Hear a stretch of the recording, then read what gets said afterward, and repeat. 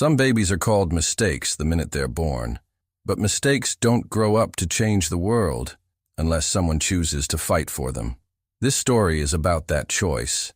Where are you listening from today? Stay with me. The fluorescent lights hummed overhead in the sterile hospital corridor, casting harsh shadows across the worn linoleum floor. It was 3:47 a.m. when Vanessa Douglas first heard the sound that would change her life forever.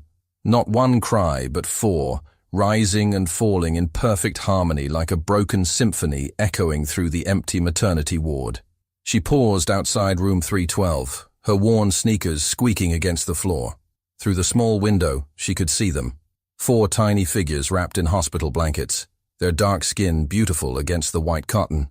The bassinet cards read simply, Baby A, Baby B, Baby C, and Baby D. No names, no family information, just 4 beautiful souls that someone had decided were too much to handle. Vanessa had been a night nurse for 12 years, but she had never seen anything like this. The mother, barely 18 herself, had vanished 3 hours after giving birth. The father, if he could even be called that, had signed the papers with shaking hands before disappearing into the night. The social worker's words still echoed in Vanessa's mind. Quadruplets are challenging. The system isn't equipped for this. We'll have to separate them. She pushed open the door quietly. The babies had settled into an uneasy sleep, their tiny chests rising and falling in rhythm. Vanessa approached the first bassinet, where the smallest of the 4 lay curled into himself.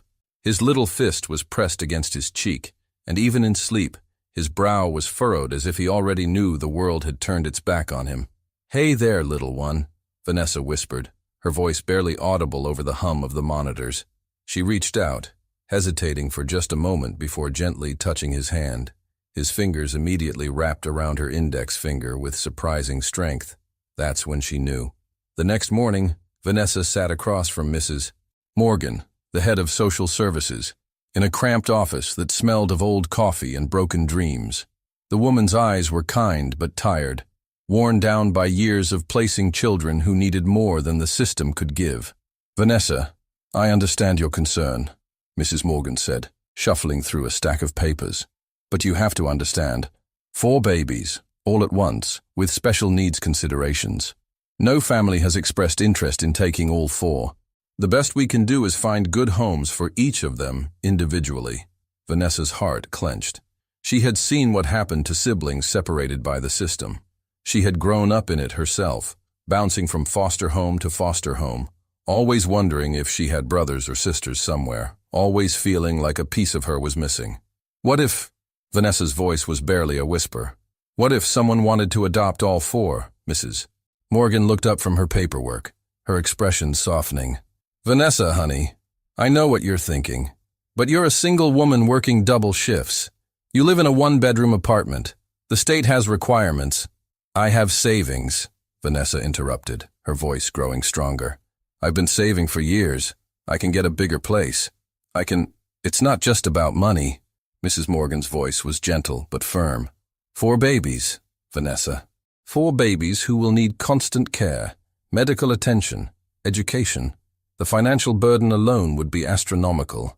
And you don't have any family support.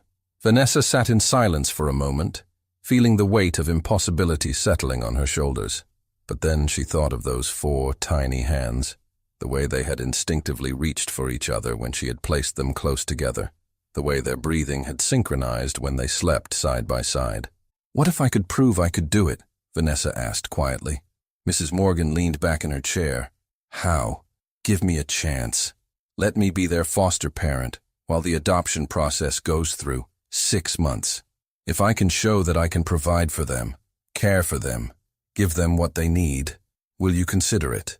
The room fell silent except for the ticking of the clock on the wall. Mrs. Morgan studied Vanessa's face, seeing something there that made her pause. Perhaps it was the quiet determination in her eyes, or the way her hands had stopped trembling once she had made her decision. "The system will fight you every step of the way," Mrs. Morgan warned. "There will be home visits, evaluations, financial audits. They'll question every decision you make. And if you fail, if anything happens to those babies, nothing will happen to them." Vanessa said, with a certainty that surprised even herself. They've already been abandoned once. I won't let it happen again. Mrs. Morgan was quiet for a long moment, then reached for a different set of papers. There's a program, she said slowly. Emergency foster placement for sibling groups. It's temporary, usually just until permanent homes can be found. But if you really want to do this, I do. Then we'll start the paperwork. But Vanessa, Mrs. Morgan looked up, her expression serious. This isn't just about wanting to help. 4 babies will change everything about your life. Your career, your relationships, your future plans. Are you prepared for that? Vanessa thought of her empty apartment, of the silence that greeted her after every shift, of the dreams she had put on hold year after year. Then she thought of 4 tiny souls who deserved better than to be separated, who deserved someone who would fight for them. I've been preparing my whole life, she said quietly. 1 week later, Vanessa stood in her newly rented 3-bedroom house, watching as 4 social workers carried in 4 car seats. The babies were awake now, their dark eyes wide and alert as they took in their new surroundings. Vanessa had spent every penny of her savings on the deposit, on cribs, on formula, on everything 4 babies could possibly need. As the social workers left, Vanessa found herself alone with 4 tiny humans who were now her responsibility. The magnitude of what she had undertaken hit her like a wave, and for a moment, she felt overwhelmed. Then baby A, the smallest one who had grabbed her finger that first night, began to cry. Not the harsh, demanding cry of a baby who wanted something, but a softer, more vulnerable sound. Vanessa picked him up, cradling him against her chest, and almost immediately, the other 3 began to quiet down. It's okay, she whispered to all 4 of them. I'm here. I'm not going anywhere. She looked around at the 4 cribs arranged in a careful square, at the mobile she had hung from the ceiling that played soft lullabies, at the pictures she had already put up on the walls, pictures of families, of love, of hope. Martin, she said softly to the baby in her arms. Your name is Martin. She looked at the other 3, who were watching her with those impossibly wise eyes. And you're Jeff, and you're Dennis, and you're Samuel. You're not mistakes. You're not burdens. You're my boys. The house was quiet except for the gentle hum of the baby monitor and the soft sounds of 4 children who were, for the first time in their short lives, truly home. But Vanessa knew this was just the beginning. The real battle was about to start. 6 months into their new life together, Vanessa's world had shrunk to the rhythm of 4 heartbeats. The house that had seemed spacious now felt intimate, filled with the gentle sounds of breathing, the soft rustle of blankets, and the quiet murmur of 4 voices learning to trust. It was during one of those endless 3 a.m. feedings that Vanessa first noticed something extraordinary. Martin, still the smallest, had been struggling with his bottle. His tiny hands couldn't quite grip it properly, and frustration was building in his dark eyes. Without any prompting, Jeff, barely able to sit up himself, had scooted closer and placed his small hand over Martin's, helping him steady the bottle. Vanessa watched in amazement as Dennis and Samuel, as if sensing their brother's need, moved closer too, creating a protective circle around Martin. 4 6-month-old babies, acting with an instinct that seemed beyond their years. You take care of each other, Vanessa whispered, her voice thick with emotion. You already know what family means. The next morning brought Mrs. Smith, the state-assigned social worker, for her monthly evaluation. Vanessa had learned to prepare for these visits. The house spotless, the babies fed and clean, all documentation perfectly organized. But this time felt different. Mrs. Smith was younger than Mrs. Morgan, with sharp eyes and a clipboard that seemed to grow heavier with each visit. She walked through the house with the detached efficiency of someone who had seen too many good intentions crumble under the weight of reality. The babies seem content, she observed, watching as the 4 boys played quietly on their blankets. But Vanessa, we need to talk about the financial reports. Vanessa's heart sank. She had been working double shifts whenever she could find childcare, but the cost of formula, diapers, medical appointments, and childcare was astronomical. Her savings account, once her safety net, was nearly empty. I'm managing, Vanessa said quietly, settling into the chair across from Mrs. Smith. They have everything they need. For now, Mrs. Smith replied, not unkindly. But what about when they're older? 4 children in school, 4 sets of clothes, 4 college funds? Have you thought about what happens when they're teenagers? Vanessa had thought about it. She thought about it every night when she fell into bed exhausted, every morning when she woke up to 4 hungry babies, every time she looked at her dwindling bank account. But she also thought about the alternative. 4 brothers separated, never knowing each other, never having the chance to be a family. "I'll figure it out," Vanessa said. "I always do." Mrs. Smith made a note on her clipboard. "The state is concerned about long-term viability.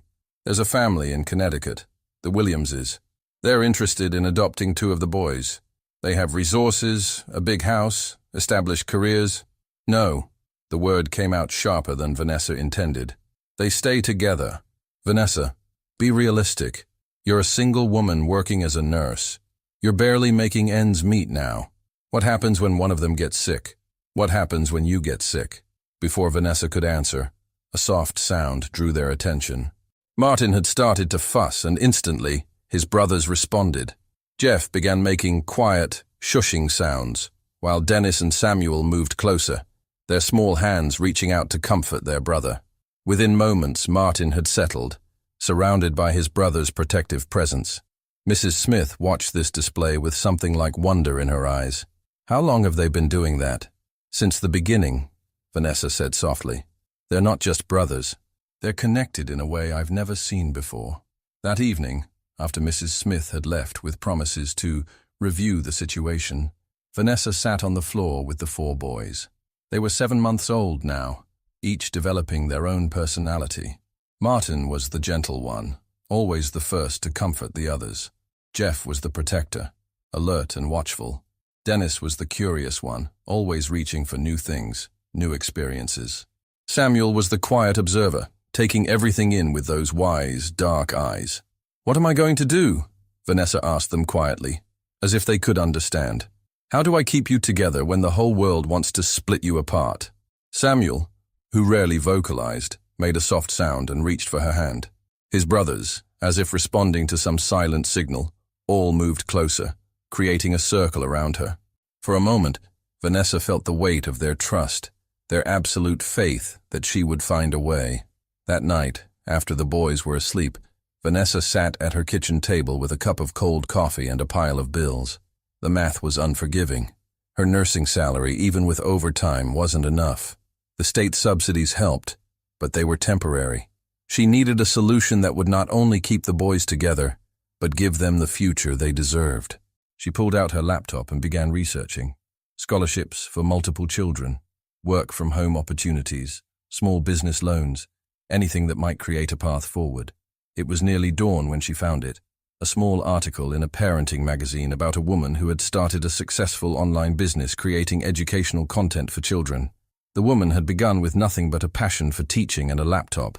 Vanessa stared at the screen, her mind racing. She had always been good with children, good at explaining things in ways they could understand.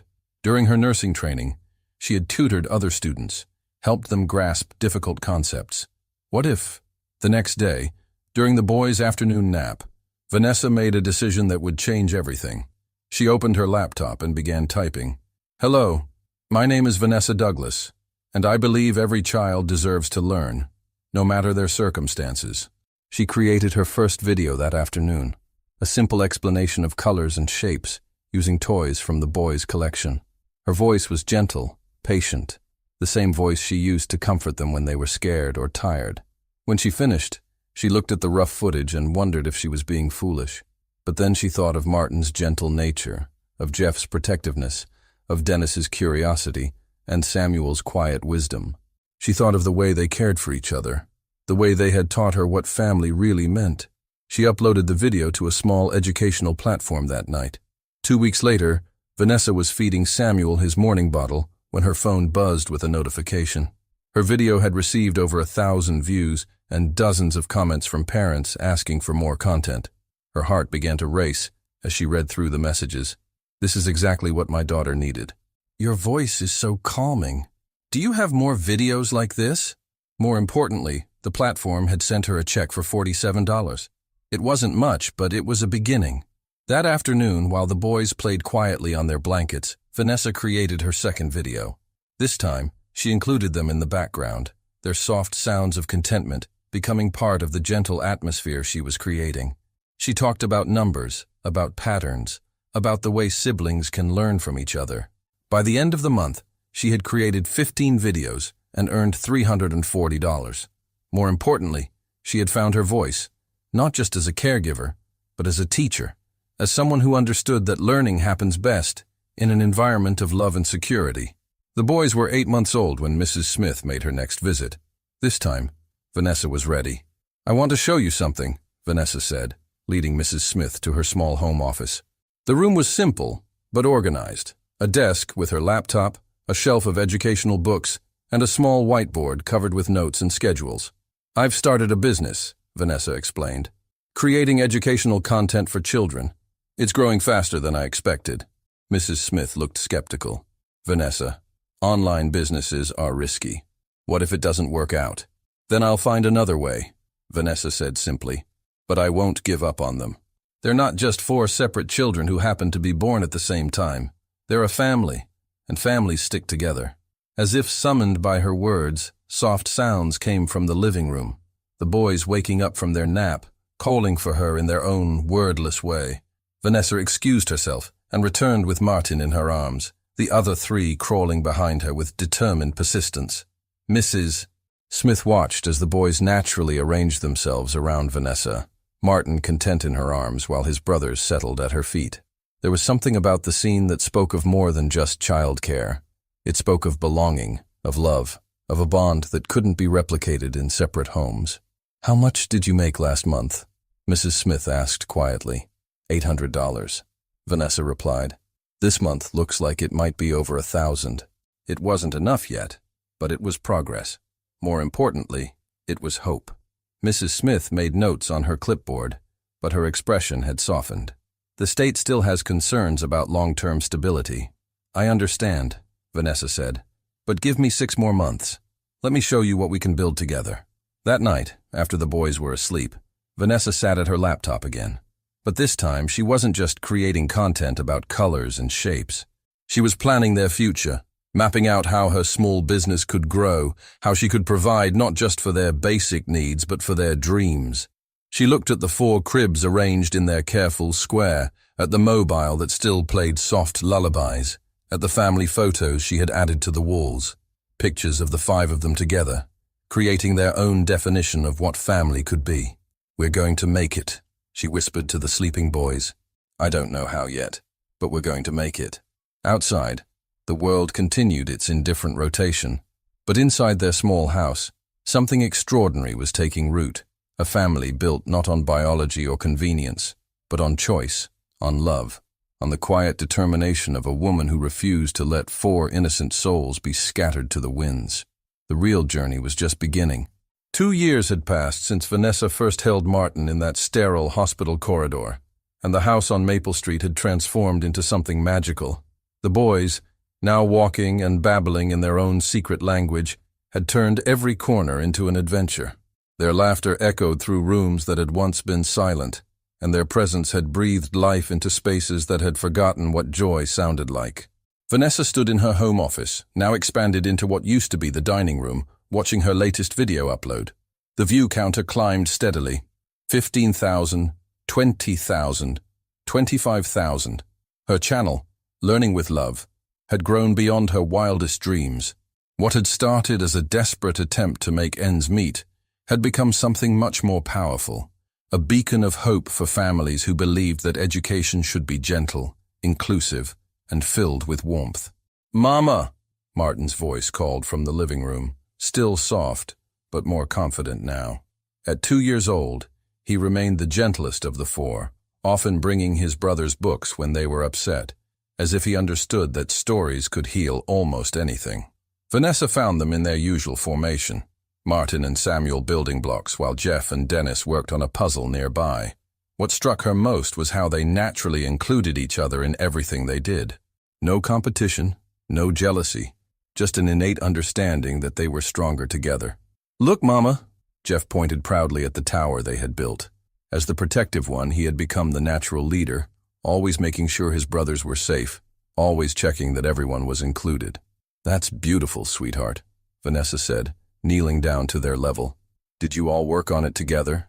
"Together," Samuel echoed, his voice barely above a whisper. He spoke less than his brothers, but when he did, his words carried weight. Vanessa had learned that Samuel saw everything, understood everything, and chose his moments to shine. Dennis, meanwhile, had wandered to the window, his curious mind always seeking new things to explore. "Birds, Mama! Birds flying!" Vanessa watched him point excitedly at the sky, his enthusiasm infectious. Dennis was the dreamer, the one who asked endless questions, who saw wonder in everything around him. She had started incorporating his curiosity into her videos, letting his natural wonder guide her content. That afternoon, while the boys napped, Vanessa received a call that would change everything. "Ms. Douglas, this is Jennifer Walsh from Children's Educational Network.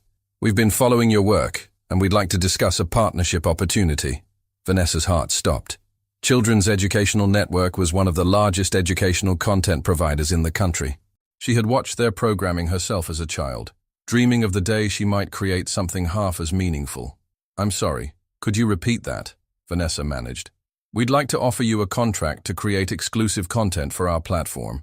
Your approach to early childhood education is exactly what we've been looking for. Gentle, inclusive, and authentically caring. We're prepared to offer you a substantial advance and ongoing royalties." Vanessa sat down hard in her chair. "How substantial?" "6 figures to start, with the potential for much more as your content grows. We believe you could reach millions of families, Ms. Douglas. Your gift for connecting with children is extraordinary." After Jennifer hung up, Vanessa sat in stunned silence. 6 figures. Enough to secure the boys' future, to stop worrying about every grocery bill, to give them the life they deserved. But more than that, millions of families. Her gentle voice, her patient teaching style, reaching children all over the world. She thought of her own childhood, bouncing from foster home to foster home, never having anyone believe in her potential. Now she had the chance to be that believing voice for countless other children. When the boys woke up, Vanessa gathered them in the living room for their afternoon story time. As she read to them, she watched their faces. Martin's gentle attention, Jeff's protective positioning close to his brothers, Dennis's animated responses to the pictures, Samuel's quiet absorption of every word. "You know what, boys?" Vanessa said softly, closing the book. "I think we're about to go on a big adventure." The next few months passed in a whirlwind of activity. Vanessa signed the contract with Children's Educational Network, but she insisted on maintaining control over her content. She wouldn't let anyone change the gentle approach that had made her successful. The boys remained her constant inspiration, their natural behaviors becoming the foundation for her educational philosophy. Her first major series, The Kindness Classroom, featured real children learning to navigate emotions, solve problems, and support each other. While she never showed the boys' faces to protect their privacy, their influence was everywhere.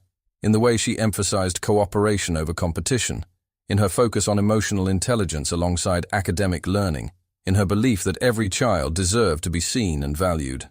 The response was overwhelming. Letters poured in from parents around the world.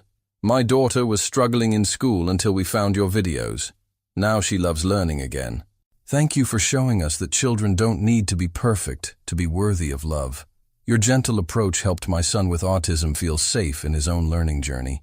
But it was a letter from a single mother in Detroit that made Vanessa cry.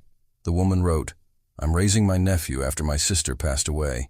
He's been through so much trauma, and nothing seemed to reach him. Then we found your videos. Yesterday he hugged me for the first time and said, 'I'm learning to be brave like the kids in the stories. Thank you for giving us hope.'" Vanessa read that letter to the boys that night, though they were too young to understand the full meaning. But they seemed to sense the emotion in her voice, gathering close to her on the couch in their instinctive way. "Do you know what you've done?" she whispered to them. "You've helped me help other children. You've made me better than I ever thought I could be." The financial security that came with the contract allowed Vanessa to do something she had always dreamed of. She hired help, not to replace her care of the boys, but to support it. Mrs. Rosa, a grandmother from the neighborhood, came 3 mornings a week to help with childcare while Vanessa worked. The boys adored her, and she brought a warmth to the house that reminded Vanessa of the grandmother she had always wished she'd had. With this support, Vanessa was able to expand her content even further. She created series on children with special needs, on blended families, on kids who didn't fit traditional molds. Her own experience in the foster system gave her a unique perspective on children who felt different, who needed extra reassurance that they belonged. One evening, as Vanessa was editing a video about sibling relationships, she realized she was crying. On the screen, she watched footage of 4 children who had naturally arranged themselves to help the smallest one reach a toy. The children in the video weren't her boys, but they could have been. The same instinct to protect, to include, to love without condition. "This is what family really means," she heard herself saying in the narration. "Not the family we're born into, but the family we choose to create through love, through patience, through never giving up on each other." By the boy's 3rd birthday, Vanessa's business had grown beyond anything she had imagined. She had a team of editors, a publicist, and offers from major networks. But more importantly, she had created a movement, a gentle revolution in how children were taught and treated. The birthday party was small, but perfect. Mrs. Rosa helped with the decorations, while Vanessa prepared the boys' favorite foods. No hired entertainers, no elaborate themes, just a celebration of 4 little boys who had changed not only their own lives, but the lives of countless others. As Vanessa watched them blow out their candles together, making wishes in their secret language, she thought about the journey that had brought them here. 3 years ago, she had been a tired night nurse making minimum wage. Now she was a recognized voice in children's education, with a platform that reached millions. But none of that mattered as much as the moment when Martin climbed into her lap, followed quickly by his brothers, all 4 of them fitting perfectly in her arms like pieces of a puzzle that had always been meant to be together. "Happy birthday, my beautiful boys," Vanessa whispered, her voice thick with emotion. "Thank you for teaching me that the best families are the ones we fight for, the ones we build with love." Later that night, after the boys were asleep, Vanessa opened her laptop to find an email from Mrs. Smith. The adoption paperwork had been finalized. After 3 years of evaluations, visits, and bureaucratic hurdles, it was official. The boys were legally hers, and she was legally theirs. Vanessa printed out the documents and held them in her hands, these simple pieces of paper that represented everything she had fought for. But as she looked around at the house filled with laughter, at the business built on love, at the life they had created together, she realized the real adoption had happened long ago, in a sterile hospital corridor when 4 abandoned babies had chosen to trust her, and she had chosen to never let them down. The journey was far from over. There would be new challenges as the boys grew older, new obstacles to overcome. But Vanessa knew now that they could handle anything together. They had already proved that love, determination, and an unwavering belief in each other could overcome any odds. Tomorrow would bring new adventures, new opportunities to touch lives and spread their message of gentle strength. But tonight, Vanessa simply sat in the quiet house, listening to the soft sounds of 4 children breathing peacefully, and marveled at the family they had become.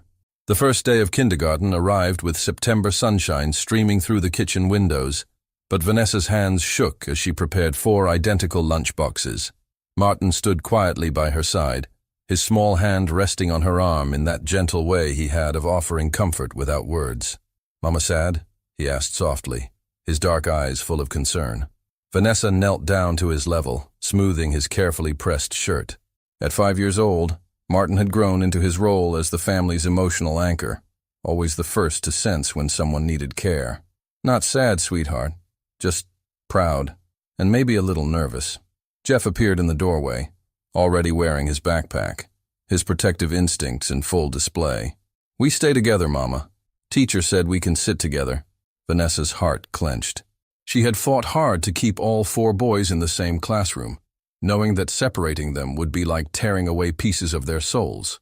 The school administration had initially resisted, citing concerns about favoritism and individual development. But Vanessa had persisted, armed with research about the importance of sibling bonds and letters from child psychologists who had studied the boys' unique connection. Dennis bounced into the kitchen, his curiosity already focused on the adventure ahead. "Will there be books, Mama?" Lots and lots of books? More books than you can imagine, Vanessa promised, zipping up his backpack. Dennis had been reading since he was 3, his hungry mind devouring every story Vanessa brought home. The local librarian had become a close friend, always setting aside new arrivals that would spark his imagination. Samuel appeared last, as he always did, having observed the morning routine from the hallway. He said nothing, but his hand found Jeff's, and instantly the 4 boys formed their familiar protective circle. "You ready for this, boys?" Vanessa asked, her voice steady despite the emotion threatening to overwhelm her. 4 small voices answered in unison. "Ready, Mama." The walk to Riverside Elementary was only 6 blocks, but it felt like a journey to another world. Vanessa had chosen this school carefully, not the most prestigious, but the most welcoming, with teachers who understood that every child learned differently and deserved to be seen for who they were, not who they were supposed to be. Mrs. Chen, their kindergarten teacher, met them at the classroom door with a warm smile. Vanessa had spoken with her extensively over the summer, sharing the boys' story and their unique bond. Mrs. Chen had listened with the patience of someone who truly understood children, asking thoughtful questions and offering gentle reassurances. "Good morning, Douglas men," Mrs. Chen said, using the special name she had coined for them. "Are you ready to learn something amazing today?" Vanessa watched as her boys stepped across the threshold into their new world. Martin immediately noticed a classmate sitting alone and went to offer friendship. Jeff positioned himself where he could see all his brothers while still participating in the group activity. Dennis found the classroom library and began pulling books from the shelves with reverent hands. Samuel settled into a corner where he could observe everything, his quiet presence somehow making the whole room feel calmer. "They're remarkable," Mrs. Chen whispered to Vanessa. "I've been teaching for 20 years, and I've never seen siblings so naturally attuned to each other and to the needs of others." Vanessa nodded, her throat tight with emotion. "They taught me everything I know about family." By October, the boys had not only adapted to school, but had begun to transform it. Their natural inclination to include others, to help without being asked, to solve problems together rather than compete, had created a ripple effect throughout the classroom. Other children began displaying more cooperative behaviors, and Mrs. Chen found herself documenting their methods for other teachers. Meanwhile, Vanessa's business had reached new heights. Her contract with Children's Educational Network had led to a television show, Vanessa's Gentle Classroom, which aired on weekend mornings. The show featured real children learning through play, exploration, and emotional connection. While Vanessa never showed her own boys on camera, their influence was everywhere. In the way she emphasized kindness over competition, in her focus on helping children understand their emotions, in her belief that every child had something unique to offer the world. The success brought opportunities she had never imagined. Publishing companies wanted her to write books. Educational conferences invited her to speak. A major toy company asked her to develop a line of learning tools based on her philosophy. But with success came new challenges. The boys were becoming more aware of their unique position in the world, and questions were beginning to emerge. It was Samuel who asked the question that Vanessa had been dreading. They were sitting around the dinner table on a quiet Thursday evening when Samuel, now 6 years old, looked up from his plate and asked, "Mama, why didn't our first mama want us?" The kitchen fell silent. Martin's fork paused halfway to his mouth. Jeff's protective instincts immediately kicked in, and he reached for Samuel's hand. Dennis, ever curious, leaned forward, sensing that this conversation was important. Vanessa set down her own fork, her mind racing. She had prepared for this moment, had read countless books about talking to adopted children about their origins, but sitting there, looking at 4 beautiful faces that trusted her completely, she realized that no amount of preparation could make this easy. "Sometimes," Vanessa said carefully, "people aren't ready to be parents. It doesn't mean there's anything wrong with the children. It just means the grown-ups need to figure out how to take care of themselves first." "But we had each other," Martin said softly. "We could have helped." Vanessa's heart broke a little. Even at 6, Martin's instinct was to care for others, to offer comfort and support. The idea that he might have been able to help his birth mother spoke to the depth of his gentle nature. "You were babies, sweetheart. Taking care of people wasn't your job. Your job was to grow and learn and become the amazing boys you are today." Jeff, practical as always, asked the next logical question. Are we going to look for her someday? If you want to, Vanessa said honestly. When you're older, if you decide you want to know more about where you came from, I'll help you. But I want you to know that no matter what we discover, you'll always be my boys. Nothing can change that. Samuel nodded thoughtfully, processing this information in his quiet way. She gave us to you because she knew you would love us better. The simple wisdom of his words hit Vanessa like a gentle wave. Maybe she did, sweetheart. Maybe she did. That night, after the boys were asleep, Vanessa sat in her office working on a new video series about adoption and blended families. She had been putting it off, unsure how to address such a complex topic. But the conversation at dinner had shown her that children were ready for honest, age-appropriate discussions about difficult subjects if they were presented with love and security.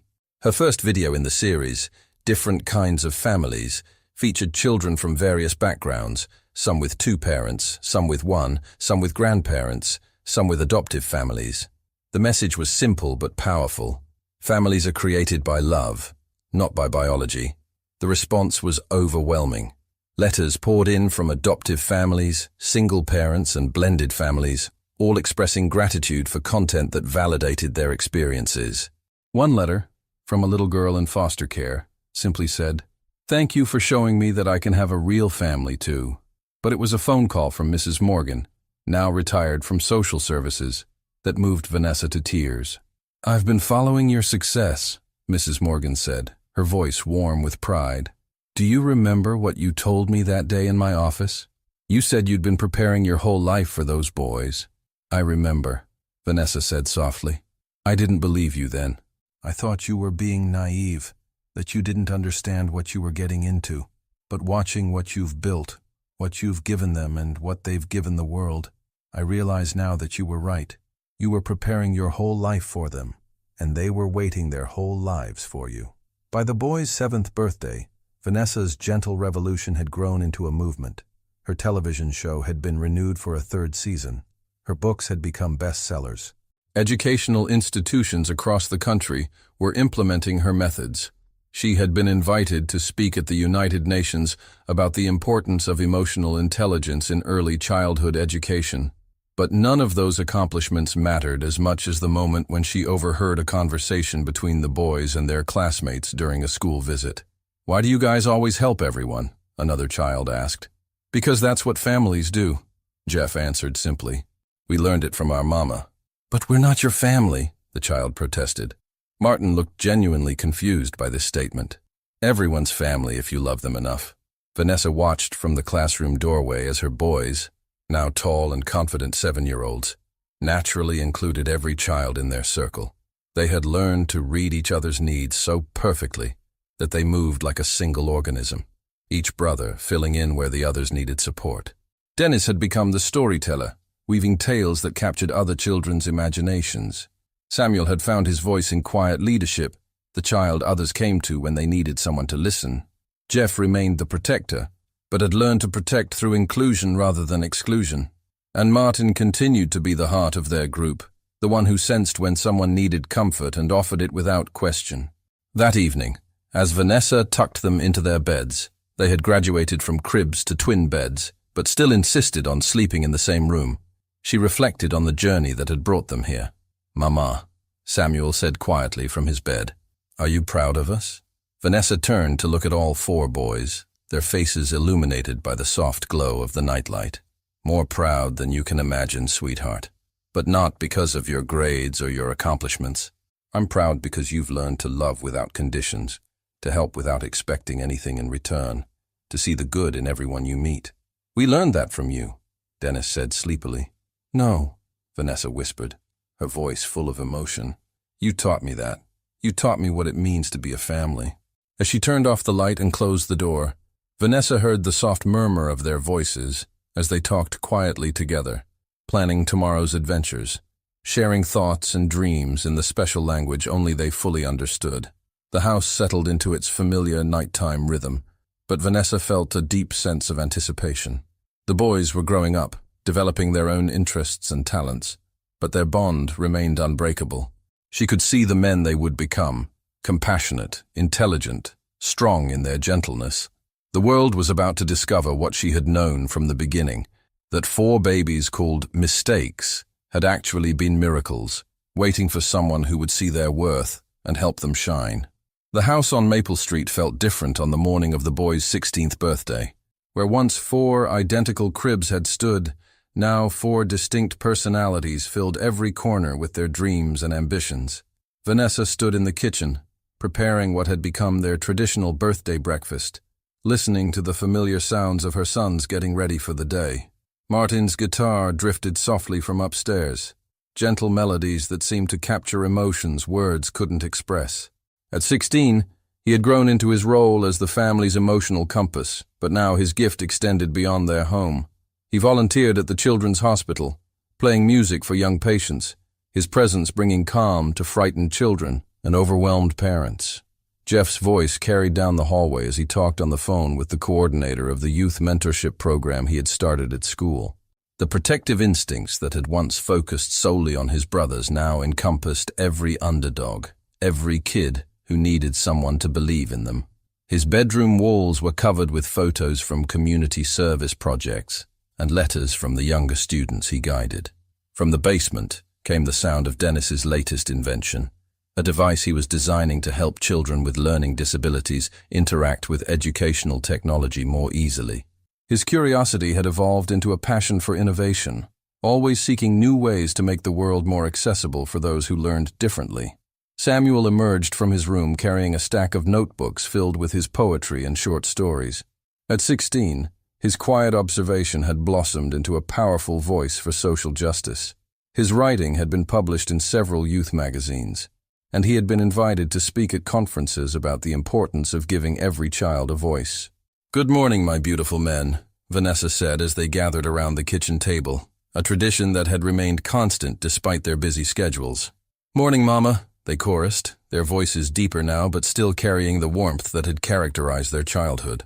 As they ate, Vanessa marveled at how they had grown while remaining fundamentally connected to each other. They attended different classes, pursued different interests, had different friend groups, but they still moved through the world as a unit, supporting and celebrating each other's achievements. "So," Vanessa said, setting down her coffee cup, "I have something to tell you." 4 pairs of dark eyes focused on her with the complete attention that had always made her feel like the most important person in the world. "I've been offered an opportunity to create a documentary series, not just about education, but about families like ours, about love that transcends biology, about the power of choosing to stay together when the world tries to pull you apart." Martin leaned forward, his expression thoughtful. "Would it include our story?" "Only if you want it to," Vanessa said carefully. "You're old enough now to make that decision for yourselves. I won't do anything that makes you uncomfortable." The boys exchanged glances, having one of their silent conversations that Vanessa had learned to respect over the years. Samuel spoke first, his voice quiet but firm. "People need to know," he said. "There are kids out there right now who think they're unwanted, that they're mistakes. If our story can help them understand that they're not, then we should tell it," Jeff finished, his protective instincts now extending to children they would never meet. Dennis nodded enthusiastically. "We could show how families can be created through choice, not just chance. And maybe," Martin added softly, "we could help other people understand that love is what makes a family real." That afternoon, as Vanessa worked on the proposal for the documentary series, she reflected on the journey that had brought them to this moment. The little educational channel she had started in desperation had grown into a media empire. Vanessa's gentle learning now included television shows, books, educational apps, and a foundation that provided resources to underserved children around the world. But more importantly, it had become a platform for changing how society viewed children, families, and learning. The gentle revolution she had started in a small house with 4 abandoned babies had reached millions of families, inspiring a new generation of parents and educators to lead with love rather than fear. The boys had been integral to this success, not just as inspiration, but as active participants. They had insisted on being involved in the foundation's work, using their spring breaks and summers to visit schools in underserved communities, to mentor children who had experienced trauma, to show the world that young people could be agents of change. That evening, The family gathered in the living room for their weekly planning session, a tradition they had started when the boys entered high school. Each week, they would share their goals, challenges, and dreams, supporting each other's endeavors while maintaining their connection as a family. "I've been thinking about college," Jeff announced, his voice carrying the weight of a decision that had been building for months. Vanessa's heart skipped a beat. She had known this conversation was coming, but she wasn't sure she was ready for it. "I want to study social work," Jeff continued.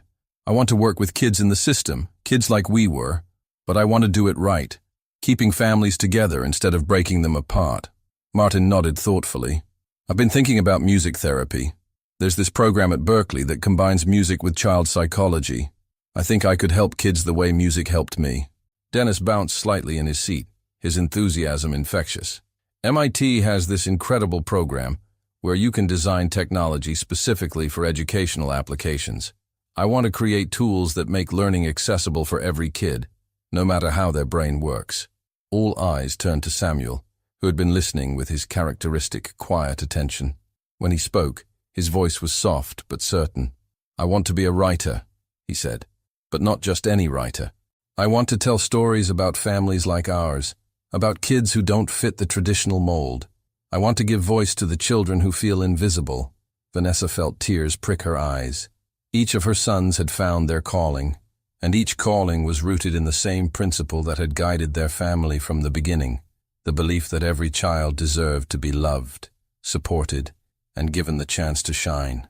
"Those are beautiful dreams," Vanessa said softly. "But they're all in different places, different states." "So?" Jeff asked, genuinely confused. "We'll visit each other. We'll video call every week. We'll spend holidays together. Just because we're pursuing different paths doesn't mean we stop being a family. Besides," Dennis added with a grin, "you raised us to change the world. We can't do that if we all stay in the same place." Samuel nodded. "We'll always be connected. Distance can't change what we mean to each other." Martin, ever the emotional anchor, moved to sit beside Vanessa on the couch. "Mama, you taught us that family isn't about staying in the same place. It's about carrying each other in your heart wherever you go." That night, after the boys had gone to bed, Vanessa sat in her office working on the documentary proposal. But her mind kept drifting to the conversation they had shared. For 16 years, her greatest fear had been losing them, to the system, to circumstance, to the natural pull of growing up and growing apart. But listening to them talk about their futures, she realized something profound. She hadn't been raising 4 boys who would depend on her forever. She had been raising 4 men who would carry the values they had learned together into the world, spreading their message of love, inclusion, and gentle strength to places she could never reach alone. A month later, Vanessa stood on the stage at the International Conference on Child Welfare, looking out at an audience of social workers, educators, and policymakers from around the world. Beside her stood her 4 sons, now confident young men who had agreed to share their story publicly for the first time. 16 years ago, Vanessa began, her voice steady despite the emotion threatening to overwhelm her. "I was told that these 4 beautiful souls were too much for any family to handle. I was told that the kindest thing would be to separate them, to find them individual homes where they could receive focused attention." She paused, looking at Martin, Jeff, Dennis, and Samuel, who stood beside her with quiet dignity. "I want to tell you what I learned instead. I learned that families aren't built on convenience or traditional structures. They're built on choice, the choice to show up every day, to fight for each other, to believe in each other's potential, even when the world doesn't." Samuel stepped forward, his voice carrying the authority of someone who had lived his words. "We want people to know that being unwanted doesn't make you unworthy," he said. "Being different doesn't make you less than, and being told you're a mistake doesn't make it true." Jeff spoke next, his protective nature evident, even in his posture.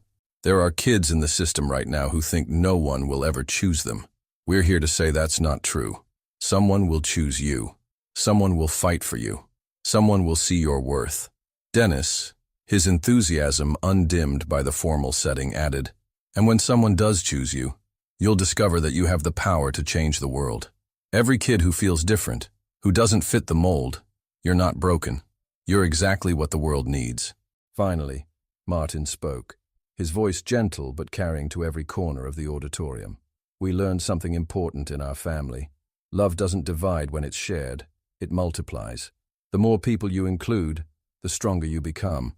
The standing ovation lasted for several minutes, but Vanessa barely heard it.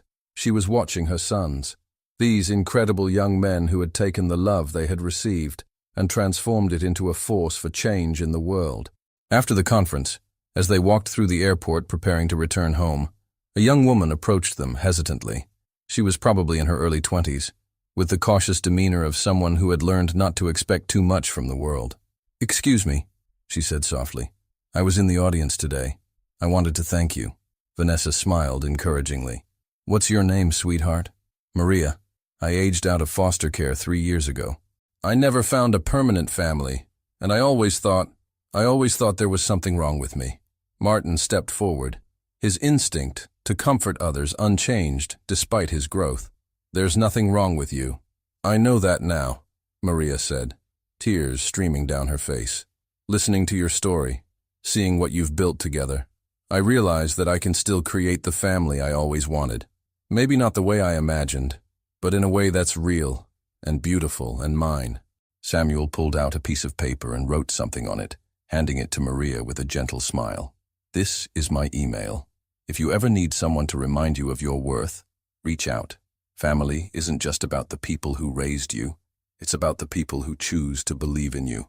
As they boarded the plane, Vanessa reflected on how far they had all come. From 4 abandoned babies to 4 young men who were changing the world, one gentle act of love at a time.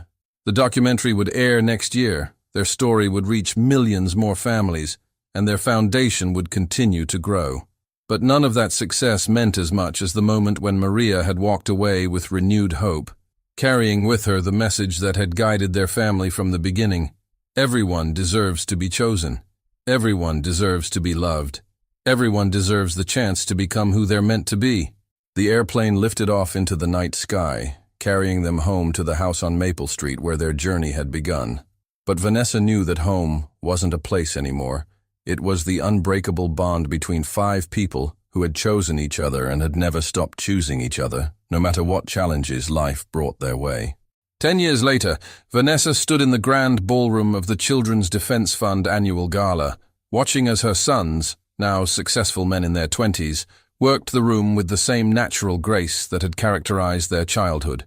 The event was honoring the Douglas Family Foundation for its groundbreaking work in keeping sibling groups together and revolutionizing the foster care system. Martin, now 26, had just finished a performance with the children's choir from the hospital where he served as head of music therapy. His gentle presence had transformed the pediatric ward into a place of healing through melody, where frightened children found courage in song and overwhelmed families found peace in his quiet strength. Jeff stood near the silent auction table, his arm around the shoulders of Richard, a teenager who had been part of his mentorship program and was now headed to college on a full scholarship. At 26, Jeff had completed his master's in social work and had pioneered a new model of family preservation that was being implemented across the country. His protective instincts had evolved into a systematic approach to keeping families together, and his success rate was unprecedented. Dennis was surrounded by a group of educators, animatedly explaining his latest invention, an AI-powered learning platform that adapted to each child's unique learning style. His technology company, Learning Without Limits, had revolutionized special education and made him one of the youngest entrepreneurs to be featured on the cover of Time magazine. But he still approached every conversation with the same curious enthusiasm he had shown as a 5-year-old discovering books. Samuel had just finished reading an excerpt from his latest novel, a powerful story about 4 siblings navigating the foster care system.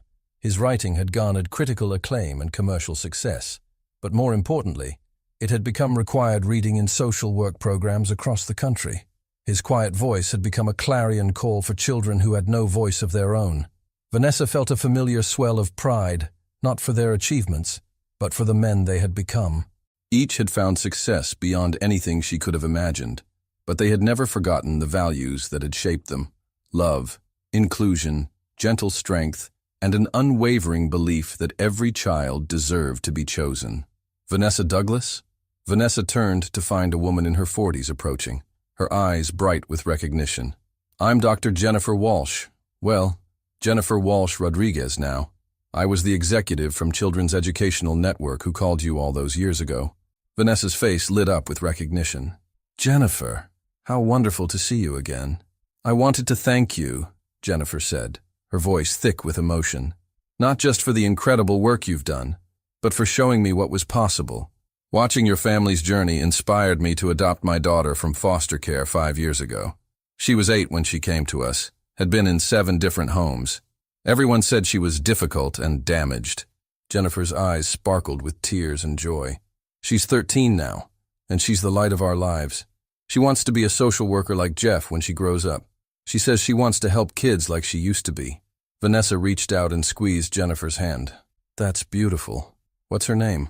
"Hope," Jennifer said with a smile. "We let her choose her own name when we adopted her.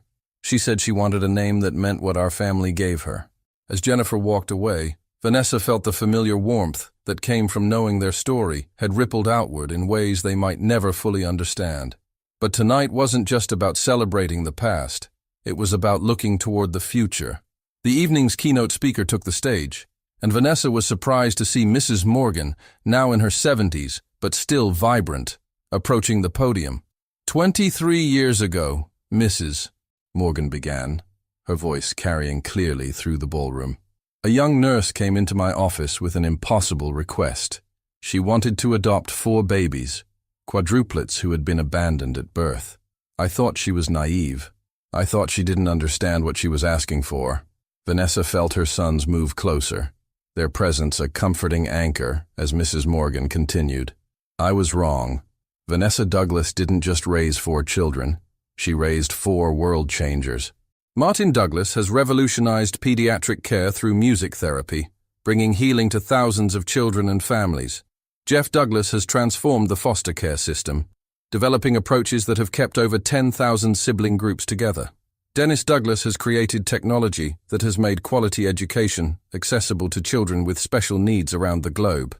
And Samuel Douglas has given voice to the voiceless through his writing, changing how society views children in care. The applause was thunderous, but Mrs. Morgan raised her hand for quiet. But their greatest achievement isn't their individual success.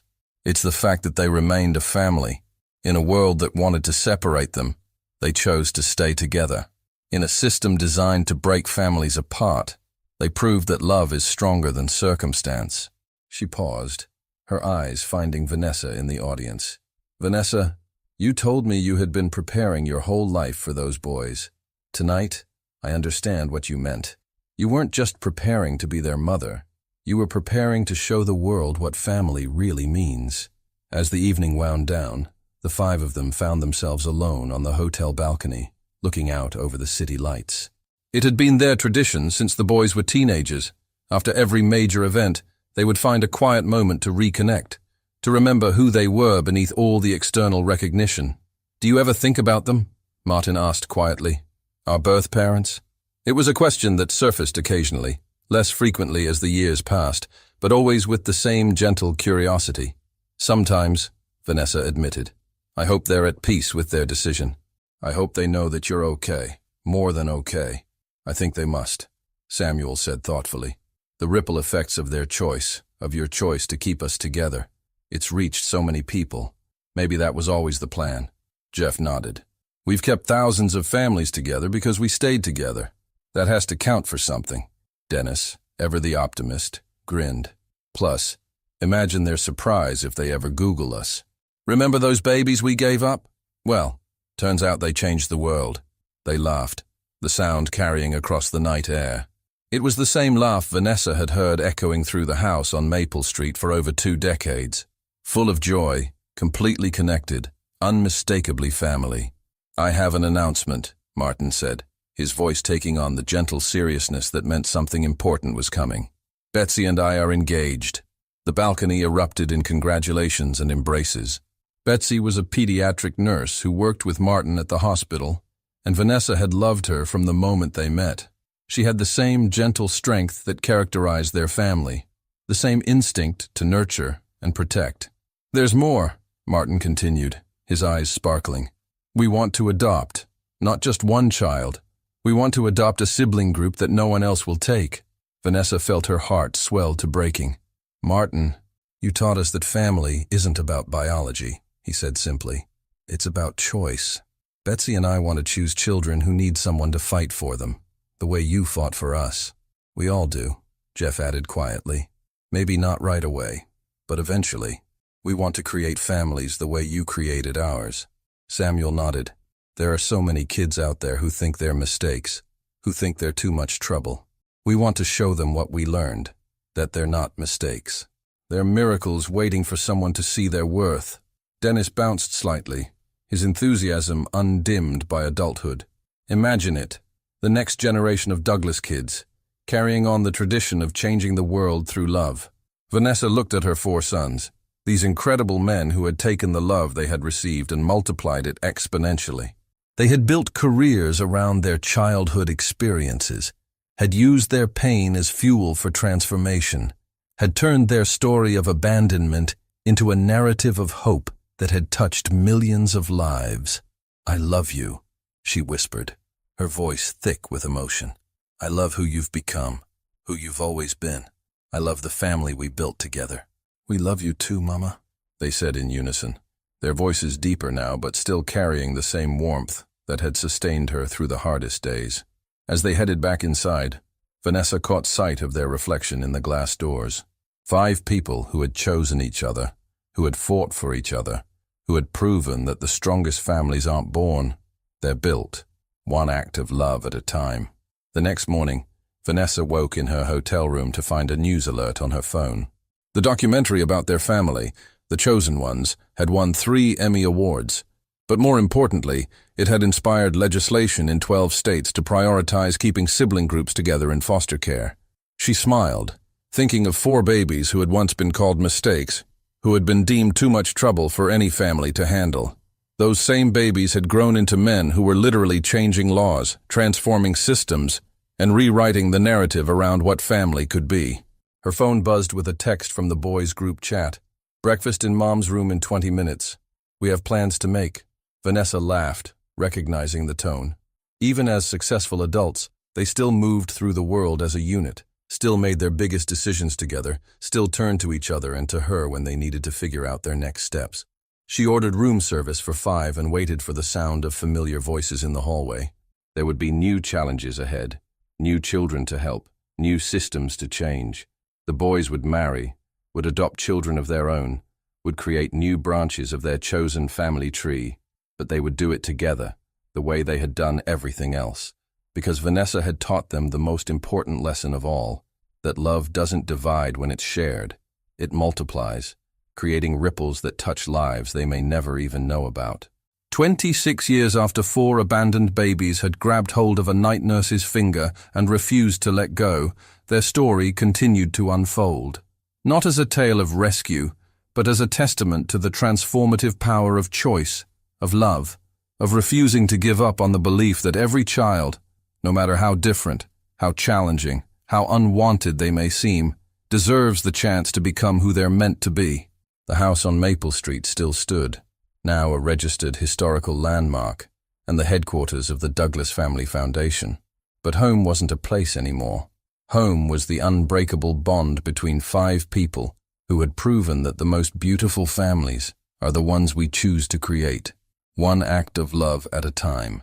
And in hotel rooms and hospital corridors, in courtrooms and classrooms, in the quiet moments between parents and children all over the world, their gentle revolution continued, showing everyone who would listen that there are no unwanted children, only families that haven't found each other yet.